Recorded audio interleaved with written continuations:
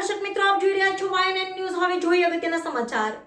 વડોદરાના હરણી લેક ઝોનમાં મૃત્યુ પામેલા મૃતકોના આત્માની શાંતિ માટે મણિનગર સ્વામિનારાયણ ગાદી સંસ્થાનના સંતો દ્વારા શ્રદ્ધાંજલિ આપવામાં આવી હતી. વડોદરાના હરણી લેક ઝોનમાં બનેલ દુર્ઘટનામાં મૃત્યુ પામેલા મૃતકોને સ્વામિનારાયણ મણિનગર ગાદી સંસ્થાનના સંતો દ્વારા શ્રદ્ધાંજલિ આપવામાં આવી હતી. વડોદરાના હરણી તળાવમાં સાંજના 4:30 વાગ્યાની આસપાસ બાળકો ભરેલી બોટ પલટાઈ જતા 12 બાળકો અને 2 શિક્ષિકાઓના મૃત્યુ થયેલ છે.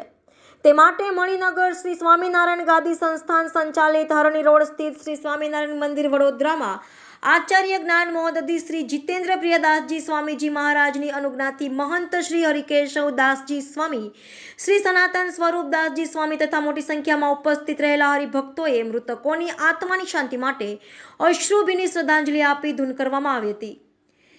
Reporter Rahul Rajput, YNN news, Vadodara.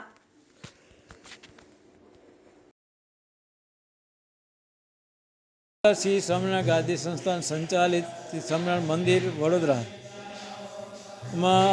જે હરણી ગામમાં જે બાળકો 12 બાળકો 2 શિક્ષિકાઓ કુલ મળીને 14 જણા જે ભગવાનના ધામમાં ગયા છે તેને આત્માને શાંતિ થાય એના માટે શ્રદ્ધાંજલિ અર્પણ કરવા માટે અહીંયા મંદિરમાં બધા ભેગા થયા હતા અને એના બાળકોના મા બાપને એને વાલીઓને એને સાંત્વના વર્તે, એના આત્માને શાંતિ થાય અને એ બધાને ભગવાનની આજ્ઞામાં રહે એ પ્રમાણે વર્તી અને ભગવાનને સારું રહે એ માટે ભગવાનને પ્રાર્થના કરીએ.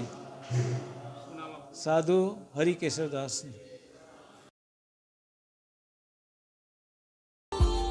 Subscribe now and press the bell icon. Never miss an update.